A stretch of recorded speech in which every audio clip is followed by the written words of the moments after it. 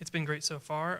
Dr. Gordley is finishing it up for us, and he is the Associate Dean of Academics for the School of Divinity here at Regent, as well as an Associate Professor of New Testament Studies. Up there? Yes. He received his PhD from the University of Notre Dame and conducted doctoral coursework at Princeton Theological Seminary. In 2001, he was awarded the Regent University Faculty Excellence Award in the area of scholarship. He's a member of many societies and associations, including Studiorum Novi Testamenti Societas. I say it right? Okay, great. I picked the hardest one. So I think by the title of his speech, it should be riveting. And if you haven't seen the exhibit that's across the way here on the second floor, I highly recommend you do so. It's very fascinating. It'll be open till 5 today, and if you want to recommend any of your friends to come, it'll be open until 2 p.m. tomorrow. I believe it opens at 9 a.m. There will be a Q&A session after the talk, so if you have any questions, write them down or keep them in your head for that time. Please welcome Dr. Gordley.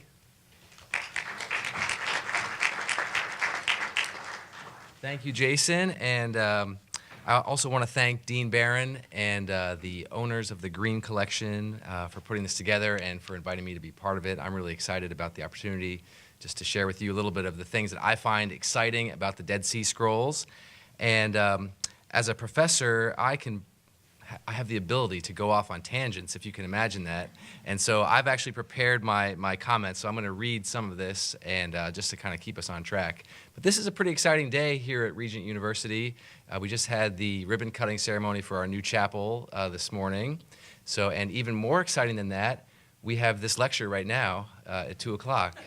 So that's good. And then this evening at 8 o'clock, there's a great worship service occurring in the chapel as well. So exciting times. So the discovery of the Dead Sea Scrolls has resulted in a number of significant advances in our understanding of Judaism and of the first century, and during what we call the Second Temple period. It has provided biblical manuscripts that are nearly 1,000 years older than what had previously been our oldest Old Testament manuscripts, which were from the 9th or 10th century. It has also resulted, by extension, to advances in our understanding of the earliest Christian movement and some of the key Jewish beliefs, values, and practices that were shared and that were debated by Jews and Jewish followers of Jesus in the first century. My talk today will touch on some of those issues, but since I was given the invitation to lecture on any topic I chose, I decided to myself, here's an opportunity to just talk about all the things that I find so interesting about the Dead Sea Scrolls, the oddities and surprises of the Dead Sea Scrolls. And there are many surprises in the scrolls for those who will take the time to read and explore these fragments of over 900 different ancient manuscripts. So the title of my talk gives a clear picture of just where I'm going as we consider a number of surprises and I think very interesting features of the Dead Sea Scrolls, including missing books, 2 messiahs, and a treasure map. The existence of the Dead Sea Scrolls themselves is actually a surprise. Who would have suspected that for centuries, hundreds and hundreds of scrolls from around the time of Jesus and Paul were sitting undisturbed and well-preserved in advanced, climate-controlled holding chambers, something we might more commonly refer to as caves. And aside from their survival, their contents represents another surprise. Of the thousands of fragments representing over 1,000 different manuscripts, roughly 1/3 of those are biblical scrolls, thus offering an incredible find for biblical scholars and those working with ancient Hebrew and Aramaic texts that comprise the Old Testament. The other 2/3 are non-biblical texts, unique compositions of the Qumran community that were composed there within the community, or other Jewish compositions from the time period that were brought there and preserved. How many of you were here for Dr. Wright's presentation yesterday? He gave, I think, an introduction to the Dead Sea Scrolls. Okay, good.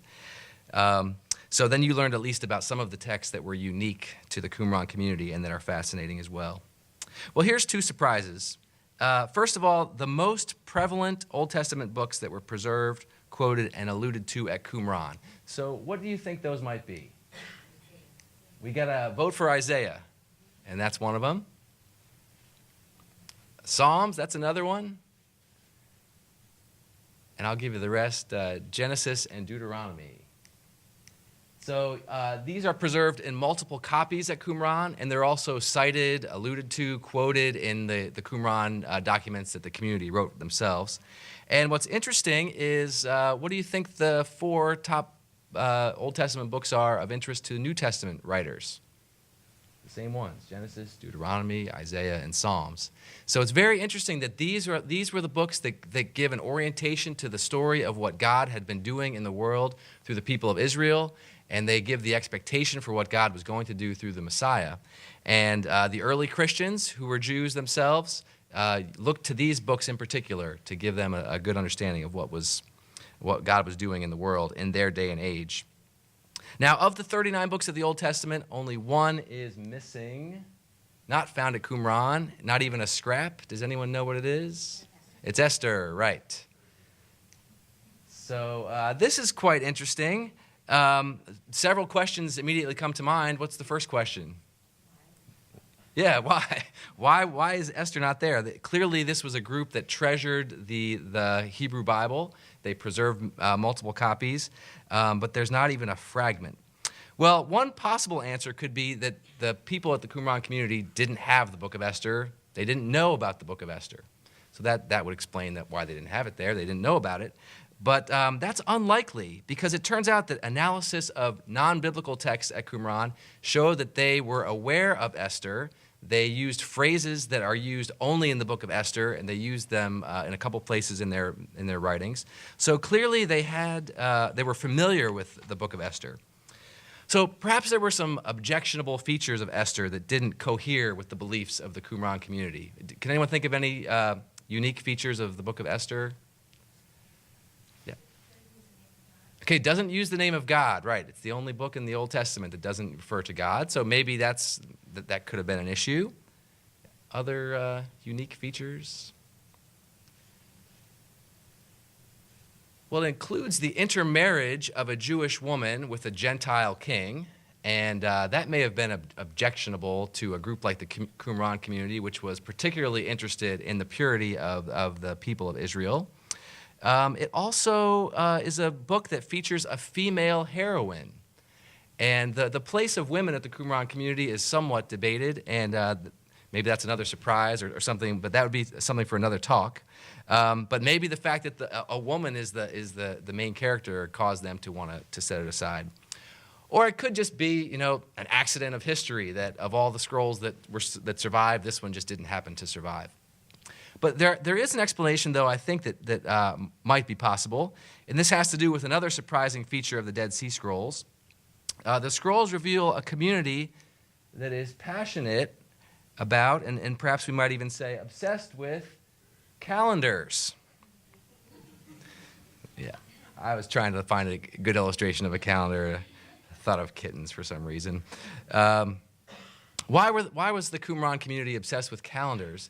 Because they believed that God had revealed to them in the Old Testament the way he desired to be worshiped and the appropriate times for that worship, and that by adhering to what God had revealed to them as literally as possible, they would receive the blessings promised in Deuteronomy. They also felt that by rejecting what God had said, they would fall under the curses found in Deuteronomy as well. And this is one reason why they, as a community, left Jerusalem and settled outside of Jerusalem, separate from the Jerusalem priesthood, because they felt that the Jerusalem establishment, they were getting it all wrong. So I guess what does Esther have to do with calendars? And it's well known, perhaps, that the book of Esther was early associated with the Feast of Purim. That's the book that is associated with that feast. And that's a late addition to the Jewish festival calendar, certainly not a festival endorsed in the Pentateuch. Thus, it's at least possible that the book of Esther was frowned upon for providing a precedent for a feast that the Qumran community found objectionable. But as I think you can probably see just from my comments already, there is no definitive answer as to why Esther is missing from the Dead Sea Scrolls. But at any rate, it surely is surprising that a community that was so dedicated to the preservation of Scripture did not preserve the book of Esther. There's other surprises when it comes to this issue of the Bible and the Dead Sea Scrolls. And another surprise is in the area of interpretation.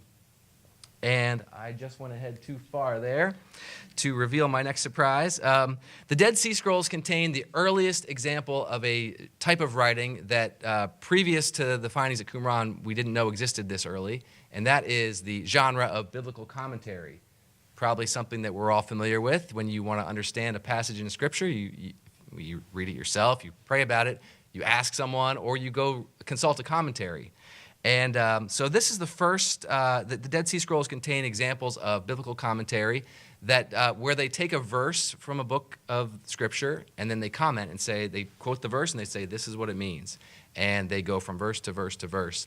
And not only do they interpret it, but they show the significance of the passage for their time period, the present day. So this is very interesting. And one interesting thing that comes out of the commentaries is you get to see how they interpreted Scripture, and you can compare that to how the early Christians interpreted Scripture, and we can compare it to how we interpret Scripture today. I put a verse up here, though, Isaiah 43. A voice cries out, in the wilderness, prepare the way of the Lord. Make straight in the desert a highway for our God. Now, what's the early Christian interpretation of this passage? It's John the Baptist that this Isaiah is referring to, and that's in the New Testament. So that's the New Testament interpreting the Old Testament. Well, at Qumran, they had a different way of interpreting this. In the wilderness, prepare the way of the Lord meant that they were to go into the wilderness. So they would see in this verse, Isaiah 43, a prophetic expectation that a group would withdraw from Jerusalem and would await the coming of the Lord outside of the city. Let's see. In the area of Qumran biblical interpretation, there are a number of interesting surprises just like that one. But I'm going to mention now one that relates to their expectations for the Messiah. Like many Jews of this time period, the Qumran community was eagerly awaiting the arrival of the Messiah, the descendant of David, who would defeat the Romans and restore Israel. And as they describe their expectations for this Messiah, they use some distinctive terminology, but much of which is drawn from the Hebrew Bible. They will use terms like the branch of David, or the Messiah, or the prince of the congregation. But here's a passage which uses a different set of terms, and I think you will find this interesting. This is from a book called the Damascus Document, and it's one of the books that was unique to the Qumran community. And here's what it says. This is the exact interpretation for those who live in the camps, and these are the foundation walls of the assembly. And this is the exact interpretation of the regulations by which they shall be ruled, until there arises the Messiah of Aaron and Israel, and their iniquity will be atoned through meal and sin offerings. Just a short passage like this has a lot of, I think, surprises in it. This phrase, the Messiah of Aaron and Israel, well, that's certainly drawn from the Old Testament, but in the New Testament, there's no reference to the Messiah using that title. Also, it's, I think, fairly interesting that the Messiah's coming will be somehow connected with atonement for sin. So there is a sin problem that the Qumran community is aware of. They expect the Messiah will do something about it. And they're also, I'll just point out, you see here, they're really interested in the exact interpretation, like the precise interpretation, thus their obsession with kitty cat calendars and those things. I shouldn't make fun of their obsession with calendars. Cats and everything, I don't know. All right, here's another passage from the Damascus Document. It talks about the community, how they're going to escape, those who follow these teachings will escape the wrath that's to come.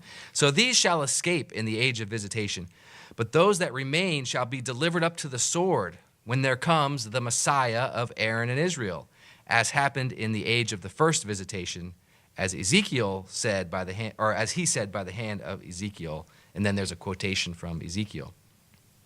And I'll just give you one more passage talking about the Messiah of Aaron and Israel. Thus, all the men who entered the new covenant, they use this concept of new covenant, in the land of Damascus, that's where they see themselves metaphorically exiled into the land of Damascus. Those who entered the covenant and turned and betrayed and departed from the well of living waters, shall not be counted in the assembly of the people. They shall not be inscribed in their lists from the day of the gathering in of the teacher. There's some blank space there. Of the unique teacher until there arises the Messiah out of Aaron and Israel. And thus is the judgment of everyone who enters the congregation of the men of perfect holiness. That's how they referred to themselves, the congregation, or the congregation of the men of perfect holiness. So anyone who enters the congregation and is slack in the fulfillment of the instructions of the upright. So don't be slack. If you're a part of the Qumran community, you don't want to be slack. And I should probably start quoting this in my classes. I think that might inspire some things. But we might read these passages and think that they speak of one Messiah, right? The Messiah who comes from out of Aaron and Israel. So it's a singular word, but this Messiah would have dual roles. As the Messiah of Aaron, that's the priestly Levitical tradition, the Messiah would have some priestly responsibilities. As the Messiah of Israel, a descendant of David, he would be the mighty warrior. But there's a surprise here, and that is that the Qumran community apparently expected not one Messiah, but two Messiahs, as I gave away in my title of my talk. Here's from another document called the Rule of the Community. It says, they should not depart from any counsel of the law in order to walk in complete stubbornness of their heart, like the Jewish rulers in Jerusalem were doing. But instead, they shall be ruled by the first directives which the men of the community began to be taught until the prophet comes and the messiahs of Aaron and Israel. So apparently, in a future day, the Qumran community expected a prophet who would come, and they also expected two messiahs, one who would deal with the problem of the military might of the Romans, and another one who would deal with the priestly and other kinds of responsibilities. And if you read other documents within the Qumran community, they actually describe what this will look like when they have a meal. The community has a meal together. Both messiahs are there, and one is instructing the other. So it's a very interesting set of expectations. So while the early Christians and the Qumran community both expected God to deliver them through a Messiah, the idea of what and how many Messiahs there were quite different. Okay, well, on from the Messiah, I want to talk for a few minutes about what I think is one of the most interesting surprises of the Dead Sea Scrolls, the discovery of a scroll written not on papyrus or on leather, but on copper, and thus called, creatively enough, the Copper Scroll. Yes. The history of this scroll is really fascinating. It was discovered in Cave 3 at Qumran. There are 11 caves. It was kind of set apart from the other elements in the cave. So scholars aren't sure if this scroll was part of the initial depositing of scrolls in the cave or if someone just added this in later. So it's got a very interesting history. It was too brittle to be unrolled. So it was copper and it was rolled up. So what they had to do was cut it into thin strips and then take it apart. In this picture in the corner you can't really see, but these are the strips of it, and they've kind of created they've kind of spread it out and made a new one just so you could see what it would have looked like when it was original. So it's the only scroll that's preserved in copper. And while the material of the scroll is intriguing, even more intriguing are the contents of this scroll. The scroll contains 64 statements that describe the location of vast amounts of buried treasure. So, for example, the scroll begins in column 1. This is the first words of the scroll. So imagine you're the person who unrolls it, you cut it apart, and you start reading. And you begin to translate, and you realize that it says, in the ruin which is in the valley of Achor, under the steps leading to the east, 40 long cubits, a chest of silver, and its vessels, with a weight of 17 talents. And then there are these interesting, that K-E-N there is not Ken. Those are 3 Greek letters, Kappa, Epsilon, and Nu, that are inscribed there next to the Hebrew. So that's a little odd. If you read the next line, it goes on in a similar fashion. In the sepulchral monument. Let's all say that together, because I shouldn't be the only one who has to try to say that. Sepulchral. All right. In the sepulchral monument, in the third course, 100 gold ingots. In the cistern of the courtyard of the peristyle, in a hollow floor covered with sediment, in front of the upper opening, 900 talents. And then in the hill, it just goes on like this. In the hill of Kochlit, tithe vessels, flasks, and sacred vestments. The total of the tithes and of the treasure is 1/7 of a second tithe made unclean. Its opening lies on the edges of the channel from the north, 6 cubits in the direction of the cave of ablutions. And then there are 3 Greek letters again. So these are the first 3, but there are 64 entries like this describing in apparently very specific detail where treasure is hidden and what that treasure contains. So this immediately raises a lot of questions, right? First, is this a real treasure or just maybe literary fiction? But if it's real, where did it come from? Who put it there? When did they do this? When did they write it down? And of course, the biggest question is, has anyone found it yet? And if not, what are we doing here?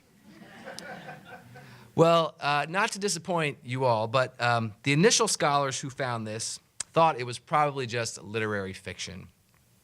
There are other ancient examples of myths about the contents of ancient temples and lists like this that was kind of a literary feature of the ancient world. There's folklore about the treasures of the first temple, which were hidden before the Babylonian conquest in 587 BC. So this could be something similar, right, during the time where they expect the second temple to be destroyed. So they make a list of all the imaginary treasures that are hidden all over Judea. And in support of this view that it's just fiction is the impossibly large amounts of treasure listed. If you add up all the treasure listed, there is 4,630 talents of gold and silver. So we could all do the math real quick. What's that worth? 4,630 talents, carry the 1. It turns out to about $2 billion. $2 billion is the monetary value today of the treasures described in the Copper Scroll. So therefore, it would have to be fiction, because who in the ancient world would have $2 billion worth of treasure? But not so fast. Don't dismiss the reality of this treasure so fast. According to the Jewish historian Josephus and other ancient historians, the Jerusalem temple itself had a treasury of over 8,000 talents of gold, and that's gold alone, not to mention silver and other kinds of treasures. So it's at least possible that money of this kind existed in the ancient world, and the Jerusalem temple wasn't even the wealthiest of ancient temples. In addition, it's known that the Qumran community, if we were to read more in that Damascus document and the rule of the community, the members of the community, when they entered the community, were supposed to give up their possessions to the community. So they had a communal way of living, and maybe some of these were wealthy people from the priesthood in Jerusalem. And so this may be possibly the collective deposits of this community, which over the life of the community may have been hundreds of years and thousands of people. Well, assuming this was real treasure, where did it come from, and who hid it, and why did they hide it? I think we've already seen a few clues in just the few parts that we read. You've noticed that some of the treasure has to do with temple items, right? You saw the mention of vestments, tithe vessels. So we at least think these are at least closely associated with the temple. So maybe these are things that were taken from the temple. Possibly these were taken just prior to the Roman sack of Jerusalem and the destruction of the temple. In what year? Did I mention the year? Anyone know the year? 70, the year 70, right. The temple was destroyed. So possibly leading up to that time, the people of Jerusalem could see the writing on the wall, and maybe they secretly started getting the treasures out of Jerusalem. It may also be possible that these items are people's offerings and tithes, that rather than taking them to Jerusalem during this volatile period, they decided to hide them until the time of the Messiah. You probably wouldn't want to take your money into Jerusalem when the Roman armies are lining up right outside. So, but you also wouldn't want to keep it for yourself, because these are monies and offerings devoted to God. So for you to keep those, that would not be looked upon favorably. So why not deposit them with this strict group of Jews in the Essene community? And so then whoever collected them kept a list of what was given and where it was hidden as they awaited the time of the Messiah. A few more pieces of evidence point in this direction. First, the copper scroll was written, obviously, to last. Writing the scroll on copper would ensure that it would outlast any kind of natural disaster or getting wet or getting burned. Copper was a costly material, much more costly than leather or papyrus, which were also costly materials. So even just writing anything in the ancient world was already an investment. But the individuals responsible for writing the copper scroll clearly wanted to see that it was not destroyed. And they thought its contents were worth preserving. So this really suggests these are real treasures, and these people are very serious about keeping track of where they are. And second, the copper scroll appears to have been written in great haste. It doesn't show the same careful handwriting that many of the biblical scrolls from Qumran show. In fact, it's the writing is so different from the writing of the rest of the scrolls that some scholars, that's another thing that points some scholars to think that maybe this was added later. This was a later thing that was just kind of tossed into the cave maybe a century or so later. But the fact that the scroll was written in haste indicates that there was some urgency and nothing like a Roman army on the horizon to give you a sense of urgency in hiding your treasure and in writing your secret locations. And I guess we should point out, too, these Greek letters that appear at the end of some of the entries are an interesting feature. Nobody really knows what they are or what they stand for. Theories are that maybe these are the initials of individuals who gave that treasure, or it's possible these are the names of people who later reclaimed the treasure. So if you had a list of 64 treasure items, and then someone comes and gets their item, it's not there anymore.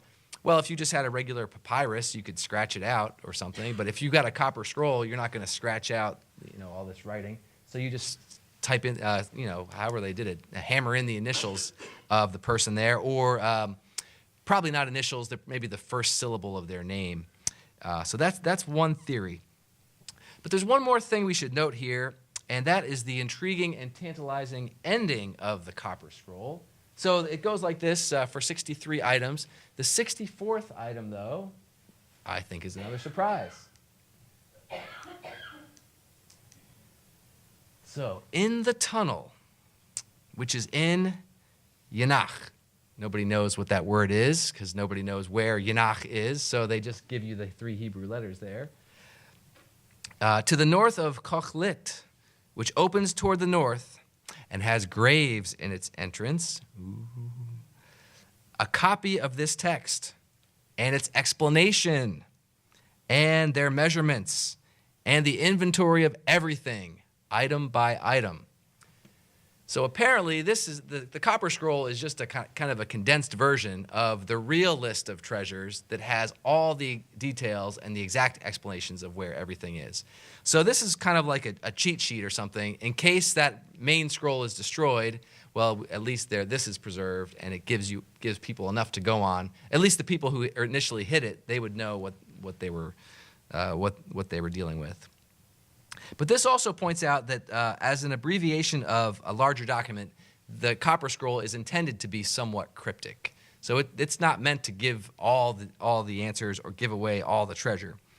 And second, our particular scroll that was preserved now for 2,000 years may never have been needed or sought after because they had this other copy.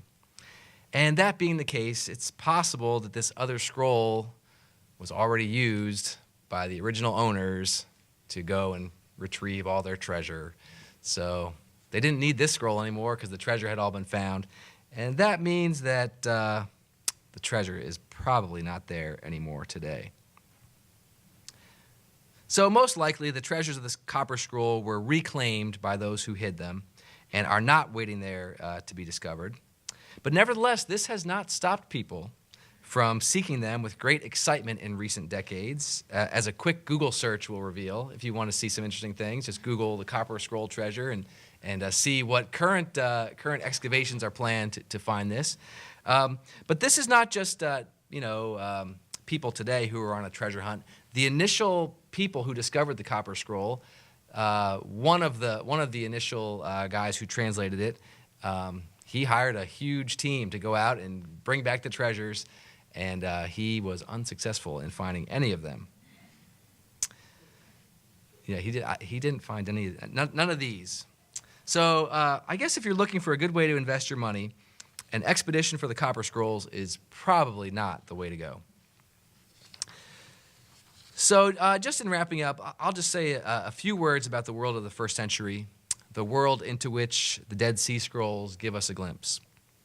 First, we know more now about the first century than at any other time in human history. Archaeological discoveries and discoveries of ancient texts like these allow us to understand the Jews of the first century like never before. Even individuals living in the first century did not have the benefit of the larger perspective that we have on what was occurring in their world and the significance of those events.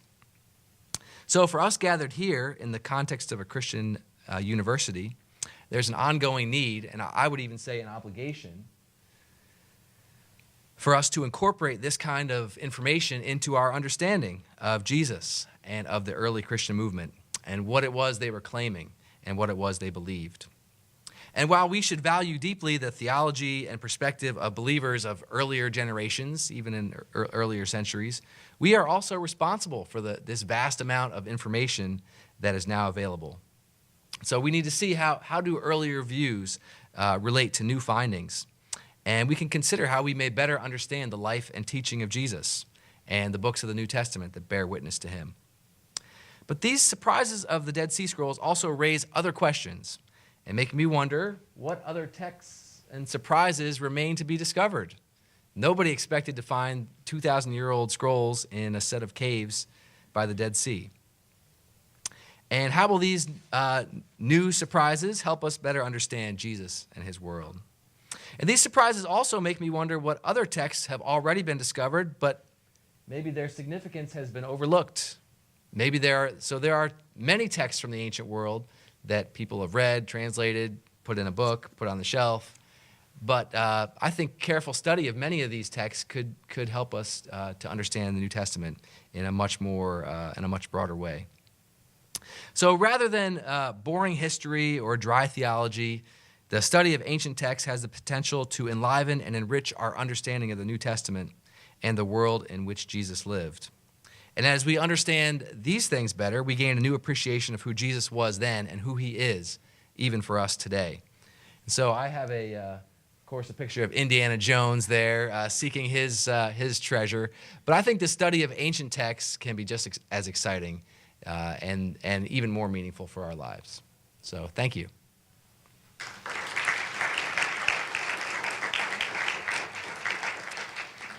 So we have time for some questions. I'd be glad to hear your questions. Yeah. Why do you think it was so important to the community that they have the dichotomy of the priest and the king? And what scriptural support would they have used? Would it come from like 1 Samuel or something? Oh, that's a really good question. Yeah. Why? So the question is why would it be so important to them to have these two messiahs? Not just unified. Yeah, and not just see them as one individual. And this might be kind of a long answer to your question, but there is another set of texts called the Psalms of Solomon. These were psalms written in the first century before Christ, and they're usually associated with the Pharisees in Jerusalem. So this is not a text from the Dead Sea Scrolls, but the Psalms of Solomon has all kinds of psalms about. There are psalms of worship and praise, but there is Psalms of Solomon 17 is a long psalm that talks about the days of the Messiah. So it gives us another angle to look at the Messiah, what was expected of a Messiah in the first century. And in Psalms of Solomon 17, the Messiah is a descendant of David and of Solomon, and the Messiah is described having all the good qualities of Solomon and David and none of the bad ones. So you recall there maybe were some bad qualities to David and Solomon. But the Messiah would be wise and would be fully devoted to God. It wouldn't be led astray by anything. And the Messiah would be a teacher and would lead the people into righteousness. But the Messiah would also be a ruler who could execute justice. And so I think those two themes of justice and just rule and leading the people in the ways of God are two things that they didn't, I think in the first century, they didn't commonly see those going together with their rulers. So I think for the Qumran community, the idea of having these two messiahs was a way of maybe balance of power. So you've got the one who's the military person, but he can't act on his own without following the teaching and the instruction of the priestly Messiah, who would make sure that everything that happens is in accordance with their understanding of Scripture. So, but it's a fascinating doctrine to study. Where did they get that from? But yeah, if you look at the Messiah, the prophecies of the Messiah from the Old Testament, you can kind of group them into these categories, right? There's the priestly ones and the Davidic ones, and so I think that's kind of how what they ended up doing. Yep. A lot of the early rabbis and even today talk about two messiahs. Mashiach ben Yosef and Mashiach ben David, son of Joseph, and Messiah, son of David. One would be a suffering servant, and the other one would be the ruling king. Yeah, that's good. Yeah. So there are these contrasting images of what a Messiah would be. The thing that didn't come up as a surprise today was that the community at Qumran had an individual they called the teacher of righteousness. This wasn't the Messiah, and this wasn't a priestly Messiah or the royal Messiah, but it was the person to whom God had revealed the correct interpretation of the Scripture. So we saw just from these few quotes that the correct interpretation was a big deal to them. And they saw that this teacher that God had revealed this to the teacher of righteousness. So I think we probably want to trace back this doctrine somehow to this teacher and his in some cases unique interpretations of the Bible. Is he a person at that time or somebody before? Yeah, the teacher of righteousness was a person at this time in the Qumran community, and there's a lot that could be said about the teacher of righteousness. Mysterious figure, of course, lost in the sands of time. But from the clues in the Dead Sea Scrolls, it sounds like this person may have been a priest in Jerusalem, but had ended up running afoul of the higher authorities there because of his interpretation and his unwillingness to compromise with the priests, who he thought were compromising the principles of God by the way they were going along with the Romans. So he was exiled, kicked out, but then they began to see that, it's not a bad thing to be exiled or to be kicked out into the wilderness, because that's where the Messiah is going to come. In the wilderness, prepare the way of the Lord. So there's a really interesting story there during a period in Jewish history that's a little bit murky. Other questions? Yes. The Qumran community made the manuscripts.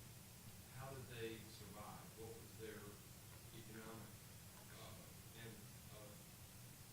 Good. Yeah, they on the one hand, they were individuals who came out of Jerusalem, and they brought their wealth with them. So it seems that they survived by the wealth of their members. Also, if they were part of the Essene movement, that's the common hypothesis is they were Essenes, and not all Essenes left Jerusalem and moved to Qumran. Some Essenes remained in Jerusalem. There's archaeological evidence of an Essene quarter of Jerusalem. So they may have then had support from sympathetic Essenes who hadn't joined the community. That's a possibility as well. Yep. couple years back, saw the news there was a copper school found in the Jordan area. It was claimed to be possible earliest signs of Christianity, Christianity. Right. Yes. Do you have any opinion on that? Yeah. I don't think it was a scroll. I think it was. It was copper plates. But that's very interesting because I haven't read anything about that recently. I was kind of always waiting for more to come out because it kind of came out as a big splash. Yeah, and then it died away. I'm not sure what became of those, but it seemed to be evidence of a group from Jerusalem that had left Jerusalem around 70 during the destruction of the temple, which many Christians would have done. So it seems to be evident that's what I recall it was. But it's interesting that they would have chosen copper for their materials, just like the Qumran community. Yeah. Yep.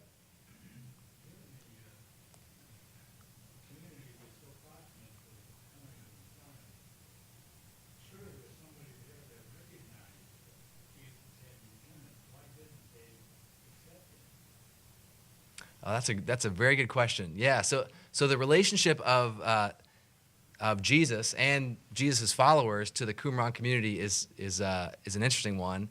And maybe I'll go a step aside from your question for a minute just to give some context on that. It's interesting that there's no evidence in the New Testament that the New Testament writers had read the Dead Sea Scrolls. They don't quote from anything. They don't seem to allude to anything. So the connection between what was going on at Qumran and what was happening among Jesus and his followers is a loose one. But the closest connection is that John the Baptist, as someone who was in the wilderness, lived a very ascetic life. There's a way of reading the John the Baptist evidence that suggests that he was perhaps part of this if not part of the Qumran community, part of the Essene movement. And so he was fervently expecting the Messiah, just like they were. But yeah, I think we would have to say that Jesus didn't seem to fulfill their expectations. You know, they what they expected and what Jesus brought seemed to diverge. Yeah, and I think that becomes for the Christians, that become the ways it diverge becomes the key defining factor for Jesus. You look at Philippians 2 and that the early Christian hymn in Philippians 2. What's celebrated is that Jesus died, his death on the cross, which should have been the evidence, which was the evidence to some that he clearly was not the Messiah, but to the Christians, his death on the cross and his resurrection then is the key to the fact that he was indeed who he claimed to be. So that's a very good question. Yeah. I was going to say they had similar baptism rituals too. That's right. Repentance first and then baptism. Yeah, so the mention of baptism is another connecting feature. So part of the archaeology of Qumran is that they've discovered these mikvaot, ritual baths, where they would. So that was part of their entrance into the community, was to be baptized, to be purified. Yeah, purity was a big concern to the Qumran community. Other questions? Yep. If the Gospels were very detailed of all the political factions that were involved, Sadducees, Pharisees, Herodians, the numerous groups, if these seem so widespread, how come we're only possibly mentioning John the Baptist and only possibly mentioning the Baptist? Yeah, that's a very good question. That's a very good question. It's interesting in the New Testament. What group would you say gets the most attention in the Gospels? The Pharisees, right? So the Pharisees were the group who they were. I guess you'd maybe call them the moderates. They weren't. They didn't fully go with the Romans, and they weren't willing to accommodate in every way, but they also weren't willing to go the whole route of withdrawing from Jerusalem and completely withdrawing. And that seems to be the group that even though they are portrayed sometimes quite poorly in the Gospels, that seems to be the group that has the most affinity with Jesus and his followers. So Jesus didn't advocate just going along with the Romans, and he also didn't advocate completely withdrawing. So the conflicts there that arise with the Pharisees seem to be because they were similarly serious about Scripture and understanding its implications for their lives, given their context. The Essenes, I guess by withdrawing, maybe they didn't lend themselves to as much natural conflict or even interaction with Jesus and his followers. That would probably be my thoughts on it. But those first century sects are very. We don't have a lot of evidence about them. We have what Josephus tells us and Philo, these early Jewish historians and writers. And then we have the evidence of the New Testament, and aside from that, we're kind of at a loss. Other questions? Appreciate your good questions. I thought about bringing pennies just for copper, pass around the copper. All right. Would you guys please thank him again for coming? Thank you.